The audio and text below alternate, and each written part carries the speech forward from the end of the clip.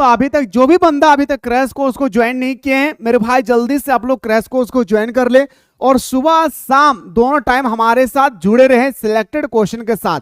और यकीन मानिए जो चीज आप लोगों को मैं क्रैश कोर्स में बता रहा हूं, पूरे साल भर में अगर आपने कुछ भी नहीं पढ़ा है और मेरे दोस्तों अगर पढ़ भी लिया है तो मन में ये खटो, ये आप लोगों के मन में घुटघुटी पैदा हो रही है कि आखिर हमारे एग्जाम पे किस प्रकार से क्वेश्चन आएंगे।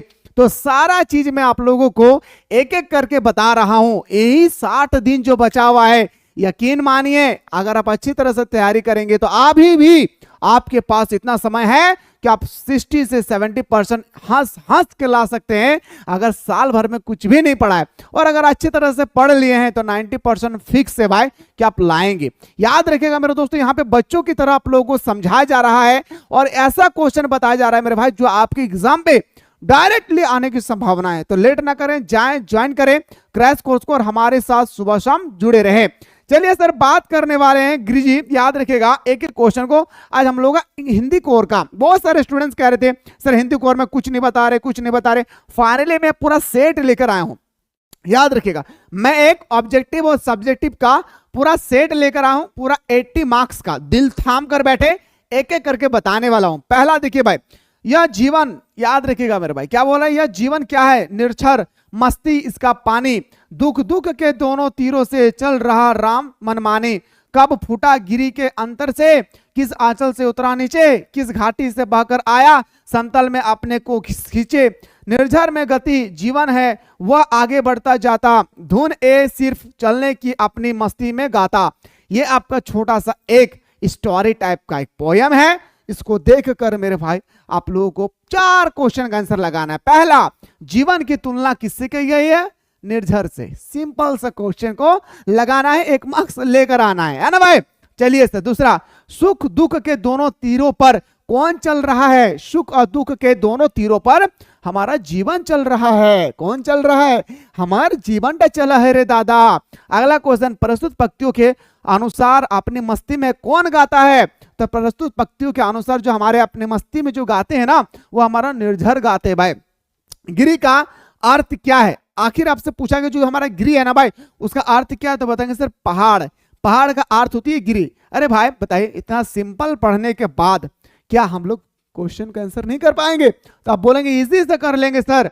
चलिए सर ये 4 क्वेश्चन करने के बाद 5वां क्वेश्चन जाने से पहले फिर से आपके सामने एक छोटा सा पैसेज होगी। प्रकृति माता है, इसकी एक एक प्रकृति प्रक्रिया अनोखी एवं अद्भुत है। बहुत सारे स्टूडेंट्स सोचते हैं ना सर पैसेज ही तो है कर लेंगे। अरे भाई नहीं कर पाते स्टूडेंट्स, यकीन मानिए पैसेज से क्वेश्चन ही नहीं होता है, आपने मन से इसको क्लिक करना होता है। इसलिए ध्यान से सुना कीजिए, पैसेज को स्किप मत कीजिए। हाँ रील्स की तरह स्क्रॉल मत कीजिए, सुनिए ध्यान से। प्रकृति माता है किसकी, इसकी एक एक प्रक्रिया अनोखी एवं अद्भुत है, इसे केवल दिया जा सकता है, इसकी कोई बौद्धिक व्याख्या संभव नहीं। यह ऐसी ही है और हमें इसी के अनुरूप जीना है। इसके साथ चलने पर विकास के सोपान चढ़ते और इसके विपरीत चलने पर विनाश के गर्त में गिरते। प्रकृति हमें उठाती भी है और गिराती भी है। प्रकृति हमें क्या करते भाई? उठाती भी है और हमें प्रकृति गिराती भी है। यह उठाती है जब हम इसके नियम विधान का अनुसार करते हैं। अगर प्रकृति के नियम अनुसार अगर हम लोग चलेंगे तो प्रकृति हम ऊपर उठाएगी। अगर प्रकृति का हम लोग हनन करना शुरू कर दे तो प्रकृति हमें नीचे धक्का देकर गिरा देगी भाई। जैसे यही चीज आप लोगों को बताया जा रहा है। ठीक है, आप क्वेश्चन देखिए। क्वेश्चन आइए सर, क्वेश्चन नंबर 5, किसकी बौद्धिक व्याख्या संभव नहीं है भाई? अच्छा अभी मैंने जस्ट बताया किसकी बौद्धिक व्याख्या संभव नहीं है, तो बताएंगे सर हमारा हो जाएगा क्या? तो बताएंगे सर प्रकृति की माता। क्या बताएंगे भाई? याद रखिएगा प्रकृति की माता। अगला क्वेश्चन आइए सर, क्वेश्चन नंबर नेक्स्ट, किसके साथ चलने से हमारा विकास होता है? हमारा प्रकृति के साथ अगर हम लोग चलेंगे तो हम लोग का विकास होगा। प्रकृति के साथ अगर हम लोग चलते हैं याद रखिएगा मेरे भाई तो हमारा विकास होगी। आइए सर अगला क्वेश्चन पे आते हैं, मनुष्य किसका दोहन कर रहा है? आज मनुष्य प्रकृति का दोहन कर रहा है। किसका दोहन कर रहा है? मनुष्य आज प्रकृति का दोहन कर रहा है। वर्तमान समय में मनुष्य प्रकृति के साथ कैसा आचरण कर रहा है? बिल्कुल विरोध। याद रखें विरोध कर रहा है। जैसा हमें करना चाहिए प्रकृति के साथ वैसा हम प्रकृति के साथ क्या कर रहे हैं? खिलवाड़ कर रहे हैं। तो हम लोग विरोध कर रहे हैं भाई। अगला क्वेश्चन जाइए सर। अब आते हैं सर आपका व्याकरण सेक्शन से। मैंने आप लोगों को रगड़ रगड़ के तैयारी कराया था भाई। हाँ सच कह रहा हूं, जितना बताएं व्याकरण में उतना ठान के कर लीजिएगा। ना इंटरनल में बाहर आएगी ना एक्सटर्नल में बाहर आएगा उससे। और आपके ऊपर निर्भर करती है कि आपने वो सही चीज आप देखें या नहीं। ठीक है, पत्रचार किसकी अभिव्यक्ति का सरल तरीका है भाई? जो पत्रचार होती है बाबू, यहाँ पत्रकार नहीं है भाई, हाँ गलत फहमी दिल में ना वैसा कर रखे। पत्रचार तो बताएंगे विचारों का, क्या बताएंगे सर? विचारों का। अगला क्वेश्चन है सर, औपचारिक पत्र में सर्वप्रथम क्या लिखा जाता है? पत्र भेजे जाने वाला का पता। औपचारिक पत्र किसे कहते हैं? याद रखिएगा मेरे भाई, जो हम अपने ऑफिस में लिखते, चाहे वो स्कूल हो, कॉलेज हो, या मेरे भाई पोस्ट ऑफिस हो। ओके सर, अगला क्वेश्चन पे आइए, मुद्रित माध्यम की सबसे बड़ी विशेषता क्या है? मुद्रित माध्यम की सबसे बड़ी विशेषता क्या है, ये आपसे पूछा गया है। तो बताएंगे सर, याद रखेंगे अस्थायित्व। क्या बताएंगे सर? याद रखेंगे अस्थायित्व, इसका सही उत्तर हो जाएगा। अगला क्वेश्चन पे आइए सर, क्वेश्चन नंबर नेक्स्ट हमारा, जनसंचार का प्रमुख उद्देश्य क्या है? मैं चिल्ला चिल्ला के आप लोगों को संचार और जनसंचार के बारे में मैंने आप लोगों को स्टडी कराया था भाई, है ना। जनसंचार का प्रमुख कार्य जिज्ञासा का समाधान करना, सूचनाओं का परस्पर बांटना, विचारों का अभिव्यक्ति करना। यानी बोल सकता हूं सर ऑप्शन नंबर हमारा डी इसका राइट आंसर हो जाएगा। आइए सर अगला क्वेश्चन पे आप बात करते हैं कि रिमाइंड को हिंदी में क्या कहते हैं? रिमाइंड जो है ना दादा, रिमाइंड को हिंदी में क्या कहा जाता है सर? तो बताएंगे सर, रिमाइंड को हिंदी में अनुस्मारक कहा जाता है। क्या भाई? रिमाइंड को हिंदी में अनुस्मारक कहा जाता है। आइए सर अगला क्वेश्चन में बात करते हैं, संचार शब्द का उत्पत्ति चर धातु से है जिसका अर्थ होता है चलना। याद रखिए भाई, क्या?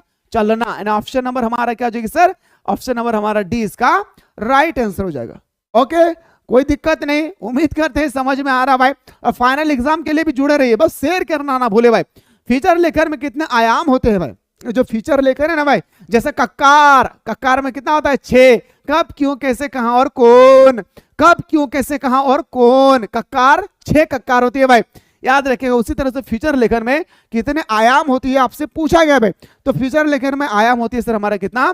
3 आयाम होती है। ठीक है भाई, अगला क्वेश्चन देखिए, प्रार्थना पत्र में आपका विश्वासी लिखने के बाद किसका हस्तक्षेप होती है? अच्छा, लिखते हैं ना आपका आज्ञाकारी छात्र, जब हम लोग पूरा लेटर को कंप्लीट कर लेते हैं तो इस तरह से मोहब्बत से बनाते हैं और लिखते हैं आपका आज्ञाकारी छात्र, आपका विश्वसनीय, लिखते हैं या नहीं भाई? उसके बाद हमें एक सिग्नेचर कराना पड़ता है, किसका? प्रेषक का, जो लिखा है। अगला क्वेश्चन आइए सर, अच्छा लगे तो जरूर बताइएगा भाई। ठीक है, संपादक को उसके विधि कार्यों में कौन सा सहायता पहुंचाता है? जो संपादक होते हैं ना भाई, रिपोर्टर को उसके विधि कार्यों में कौन, विविध कार्यों में कौन सहायता पहुंचाते हैं? तो क्वेश्चन नंबर जो हमारा 17 है इसका बिल्कुल सही हो जाएगी सर, संयुक्त संपादक। जो बहुत सारे मीडिया वाला एक कॉम्बिनेशन होता है भाई, 2-4 मीडिया वाला मिलजुल कर एक चैनल को चलाते हैं। अगला क्वेश्चन आइए सर, वर्तमान पत्रकारिता का स्वरूप क्या है? अगर प्रेजेंट टाइम में पत्रकारिता का हम स्वरूप पूछे तो क्या है भाई? तो बताएंगे सर, एक्चुअली देखा जाए तो हमारा अंतरराष्ट्रीय पत्रकारिता है। क्या भाई? अंतरराष्ट्रीय पत्रकारिता है। अगला क्वेश्चन पाइए सर, निम्नलिखित पद्यांश को ध्यान से पढ़कर 19 से 22 तक इसको देखिए। मैं फिर से कह रहा हूं, पूरा सेट लेकर आया हूं। मैं आज आप लोगों का पूरा एक सेट लेकर आया हूं, चाहे वो ऑब्जेक्टिव का हो चाहे वो सब्जेक्टिव का हो। इसलिए मैंने स्टार्टिंग में ही कहा था कि आप लोग दिल थाम कर बैठिए, जितना क्वेश्चन बता रहा हूं ईमानदारी पूर्वक पढ़िए, इससे बाहर नहीं आएगी फाइनल एग्जाम पे। ठीक ना? आइए, नभ में पति बंधो बगुले के पंख, चुराए लिए जाती वो मेरी आंखें, कजरों बादलों की छाई नभ छाया, तैरती झांसी की सतेज सवेर काया, होले होले जाती मुझे बांध निज माया से। आइए सर क्वेश्चन में बात करते हैं, पर उपयुक्त काव्यांश में किसके सौंदर्य का वर्णन किया गया है? सान्या कालीन का। प्रकृति में याद रखिएगा शाम के समय का वर्णन किया गया है सर। अगला क्वेश्चन देखिए सर, इन पंक्तियों में कवि ने किस पक्षी का चित्रण किया? बगुला का। अभी मैंने जस्ट बताया भाई, अगर सही तरीके से, अगर तीसरी नेत्र से अगर आप पढ़ेंगे ना भाई, तो आपको लगेगी ना कि पढ़ने के बाद हम सारा क्वेश्चन ऐसा ही सॉल्व कर सकते हैं, चुटकी में सॉल्व कर सकते हैं। लेकिन जब भी पैसेज को पढ़े, सही तरीके से पढ़ने की कोशिश करेंगे। क्वेश्चन नंबर आते हैं सर, होले होले में कौन सा अलंकार है? मैंने अलंकार का इतना बेहतर तरीके से मैं लोगों को ट्रिक बताया था भाई, याद रखिए। होले होले का हम लोग पूर्ण व्यक्ति प्रकाश अलंकार, क्योंकि एक ही शब्द का बार बार प्रयोग किया जाता है। नहीं भाई, दिनों दिन देख रहे हैं, दिन दिन, कौन सा? पूर्ण व्यक्ति प्रकाश अलंकार। एक शब्द को 2 बार प्रयोग करना, रातों रात देख रहे हैं, गरीब और गरीब होते जा रहे हैं। याद रखिएगा। नभ में छाए, बादलों को रंग कैसी होती है? तो सफेद। अभी मैंने जस्ट बताया भाई, स्टोरी को पढ़ के हम लोगों को पता चला कि क्या है हमारा श्वेत। आइए सर अगला क्वेश्चन पे आते हैं, भाषा को घूमने फिरने से बात कैसी हो जाती है? भाषा को घुमाने या फिराने से बात कैसी हो जाती है? पूरा पेचीदा हो जाता है। यस ना भाई? तो बताएंगे सर पेचीदा हो जाती है। कैमरे में बंद अपाहिज कविता में कौन से किसका साक्षात्कार के लिए बात कहा गया था? तो 27 और 24 का हमारा आंसर हो जाएगी, याद रखिएगा, पत्रकार विकलांग का। ऑप्शन नंबर हमारा 20 का, सॉरी सी इसका राइट आंसर हो जाएगा। क्या हो जाएगा भाई? याद रखिएगा, इसका सी इसका राइट आंसर हो जाएगा। तू हंस तू मुस्कुरा तो रोना कम कर दे, तू हंस तू मुस्कुरा तो रोना कम कर दे, तू जिंदा है तू जिंदगी के नाक में दम कर दे। इतना मेहनत कीजिए भाई, ठीक है ना। आइए सर बात करते हैं अगला क्वेश्चन पे। क्वेश्चन नेक्स्ट सर, सहर्ष स्वीकारा का शब्दित अर्थ क्या है? खुशी का साथ। क्या भाई? खुशी के साथ। सहर्ष स्वीकारा है खुशी के साथ।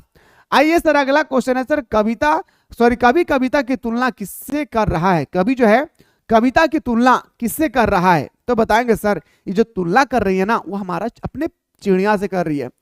इल मेरा हम लोग बोलते हैं ना भाई, घर नहीं ये मेरा कुटिया हमारा है, वही चीज यहाँ पे दिया है हमारा चिड़िया। किसके बारे में सर? चिड़िया के बारे में दिया है। आइए सर अगला क्वेश्चन, पतंग उड़ाने वाले बच्चों दिशा को किसके समान बजाते हैं? पतंग जो उड़ाते थे ना भाई, है ना भाई, पतंग जो टॉपिक है बड़े मस्त तरीके से मैंने आप लोगों को समझाया था। तो याद रखिएगा मेरे भाई, मृदंग के समान। किसके समान उड़ाते हैं? मृदंग के समान। अगला क्वेश्चन पाइए सर, क्वेश्चन नंबर नेक्स्ट पे मुलाकात करते हैं। उसके लिए सबसे पहले पैसेज पढ़िए। जब उसका सामान कस्टम पर जांच के लिए बाहर निकाला जाने लगा तो उसे झिरझिरी सी आई और एकदम उसने फैसला किया कि मोहब्बत का यह तोहफा चोरी से नहीं जाएगा। नमक कस्टम वालों को दिखाएगी वो, उसने जल्दी से पुड़िया निकाल और हैंडबैग में रख ली, जिससे उसका पैसों का पर्स और पासपोर्ट आदि थे। जब समाज कस्टम से होकर रेल की तरफ चला तो वह एक कस्टम ऑफिसर की ओर बढ़ी। यह हमारा नमक जो स्टोरी है वहां से लिया गया। प्रस्तुत पाठ के लेखक कौन है? रजिया सजदा जाहिरी। याद रखिएगा भाई, नमक का राइटर कौन है? तो रजिया सजदा जाहिरी। प्रस्तुत पाठ में किस देश के विभाजन से अपरिचित दर्द को अंकित किया गया है? भारत और पाकिस्तान। क्या भाई? याद रखिएगा, भारत और पाकिस्तान। ऑप्शन नहीं है भाई, हाँ है ऑप्शन नंबर बी, भारत और पाकिस्तान के बारे में बताया गया था। लाहौरी नमक लाने के लिए कहा था किसने? बीबी ने, साफिया बीबी ने। साफिया को झिरझिरी सी क्यों आई? अच्छा बताइए, साफिया जो नमक लाने के लिए गई थी भाई, कहाँ? लाहौरी नमक। साफिया को झिरझिरी इसलिए आई क्योंकि पकड़ जाने का डर था, कहीं ऐसा ना हो कि मुझे पकड़कर डाल दिया जाए, कहे अरे भाई थोड़ा सा नमक के लिए तुम क्या चोरी करने के लिए आई हो यहाँ पे। मोहब्बत का तोहफा क्या था भाई? एक छोटा सा नमक। याद रखिएगा, मोहब्बत का तोहफा क्या था भाई? एक छोटा सा नमक का पुड़िया। आइए सर अगला क्वेश्चन बात करते हैं। भक्तिन किसकी बेटी थी? जो हमारा भक्तिन है भाई, वो किसकी बेटी थी भाई? तो बताएंगे सर, याद रखिएगा, जो हमारा भक्तिन थी ना भाई, वो हमारा गोपालक का बेटी थी। किसका? गोपालक का। ओके, आइए सर अगला क्वेश्चन बात करते हैं। अगला क्वेश्चन है सर कि चांद सिंह पहलवान के गुरु का नाम क्या था? चांद सिंह पहलवान का गुरु का नाम था Babar Singh. And option number हमारा 34 का बिल्कुल सही हो जाएगा, इज द राइट आंसर। 34 का क्या हो जाएगा भाई? याद रखिए 34 का हमारा राइट आंसर होगा बादल सिंह। क्या नाम था भाई? याद रखिएगा, चांद सिंह के पहलवान का नाम, गुरु का नाम क्या था भाई? तो बताएंगे सर, याद रखना है भाई, हमारा बादल सिंह। ओके, अगला क्वेश्चन पाइए सर। अगला क्वेश्चन है सर आपकी स्क्रीन पे, काले मेघा पानी दे, मैं लड़कों की टोली अपने आप को क्या कहकर बुलाती थी? क्या बुलाती थी? 36। तो बताएंगे सर 36 का बिल्कुल सही उत्तर हो जाएगा क्या? तो बताएंगे इसका राइट आंसर होगा इंद्रसेना को बुलाते थे। किसको भाई? इंद्रसेना को। बाबू रे अच्छी तरह से कर लीजिएगा। हाँ, लेकिन हाँ अगर आप लोग चाहते हैं कि सर मुझे अच्छी तरह से तैयारी करना है फाइनल एग्जाम के अकॉर्डिंग, मेरे पास मात्र 30 और 10 40 दिन हमारे पास बचा हुआ है, तो आप लोग आंखें बंद करके क्रैश कोर्स को ज्वाइन कर लीजिए। आंखें बंद करके क्रैश कोर्स को ज्वाइन कर लीजिए। यकीन मानिए इससे बाहर आपके पेपर में क्वेश्चन नहीं आएगी, चाहे आपने हिंदी कोर लिए हैं या इंग्लिश सेलेक्टिव लिए हैं, जियोग्राफी, पॉलिटिकल, हिस्ट्री, जो भी आपने सब्जेक्ट लेकर रखा है, सारा सब्जेक्ट का सेलेक्टेड क्वेश्चन आप लोगों को फाइनल एग्जाम के अकॉर्डिंग बताया जा रहा है। इसलिए लेट ना करें, जाएं ज्वाइन करें और आनंद लें ऑनलाइन क्लास का, ठीक है ना। आइए सर अगला क्वेश्चन पे आते हैं। Question number next, question number 37 है सर, सिल्वर बैंडिंग के यशोधर पंत किस पद पे थे? जो सिल्वर बैंडिंग था ना 37, सिल्वर बैंडिंग में, तो बताएंगे सेक्शन ऑफिसर में। क्या बताएंगे सर? सेक्शन ऑफिसर थे। अगला क्वेश्चन पे आते हैं सर, क्वेश्चन नंबर 38, जूझ शीर्ष कहानी का लेखक किसे डराता है भाई? जूझ शीर्ष कहानी का लेखक किसे डराता है? जो हमारा 38 है भाई, वो डराता था किसको? तो पिताजी से। याद रखिएगा, किससे डरता था?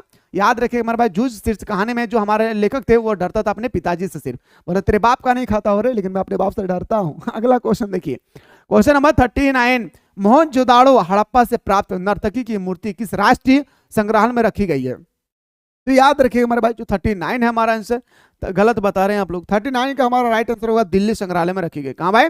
दिल्ली संग्रहालय में रखी गई। आइए सर अगला क्वेश्चन बात करते हैं, डायरी के पन्ने की लेखिका एन फ्रैंक ने किससे संबोधित कर डायरी लिखी है? बताइए मेरे भाई, अपने गुड़िया की तरह। कितना ये स्टोरी सुनिएगा ना भाई, रुला देगी भाई। याद रखिए ये हिटलर के बारे में स्टोरी दिया गया था। किसके बारे में दिया गया था भाई? तो बताएंगे सर ये हिटलर के बारे में ये स्टोरी दिया गया था। जब पूरे स्टोरी को सुनेगा ना आंख से आंसू आ जाएगी भाई, इसलिए इस स्टोरी को पढ़ा कीजिए, क्योंकि ये स्टोरी से रिलेटेड आपके एग्जाम पे 6 मार्क्स का क्वेश्चन आएगा। एक 4 मार्क्स का आएगा आपका सब्जेक्टिव क्वेश्चन और 2 क्वेश्चन आएगा आपका ऑब्जेक्टिव क्वेश्चन। इसलिए मैंने बहुत ही बेहतरीन तरीके से आप लोगों को एक एक करके मैंने आप लोगों को बता रखा है। इसलिए जाइए आप लोग जल्दी से प्ले स्टोर में मिसाइल क्लासेस के ऐप को डाउनलोड करके सारा सब्जेक्ट की तैयारी मात्र आप लोग बचा हुआ समय में अच्छी तरह से आप लोग तैयारी कर सकते हैं हमारे साथ। फिलहाल मेरे दोस्तों हम लोग बात करते हैं अब आप लोग सब्जेक्टिव क्वेश्चन पे। आइए सर हम लोग बात करते हैं गुरुजी, हम लोग सब्जेक्टिव क्वेश्चन में बहुत ही तगड़ा तरीके से बात करेंगे। अच्छा सब्जेक्टिव में भी किस तरह से क्वेश्चन आते हैं भाई? सब्जेक्टिव में कोई कोई डर जाता है भाई कि सब्जेक्टिव एक्चुअली क्वेश्चन पूछेगा कैसे। डरना नहीं है भाई, जैसे जूझ कहानी से क्वेश्चन आएगी, फिर आपसे पूछा जाएगा बताइए एन फ्रैंक को अज्ञातवास में जाने के लिए क्यों मजबूर होना पड़ा। ये सबसे इंपॉर्टेंट क्वेश्चन है भाई, ये जो हमारा एन फ्रैंक वाला है ना भाई, ये सबसे इंपॉर्टेंट है। तो कितना बंदा चाहते हैं हम लोग कि सर सब्जेक्टिव का भी हमें इंपॉर्टेंट क्वेश्चन करवा दीजिए एग्जाम से पहले, तो जो चाहते हो तो जल्दी से कमेंट सेक्शन में कमेंट करना ना भूले। मैं आप लोगों के कमेंट के डिमांड के मुताबिक मैं लेकर आऊंगा हिंदी कोर का सब्जेक्टिव क्वेश्चन। फिलहाल हम लोग बात करते हैं नेक्स्ट वीडियो में।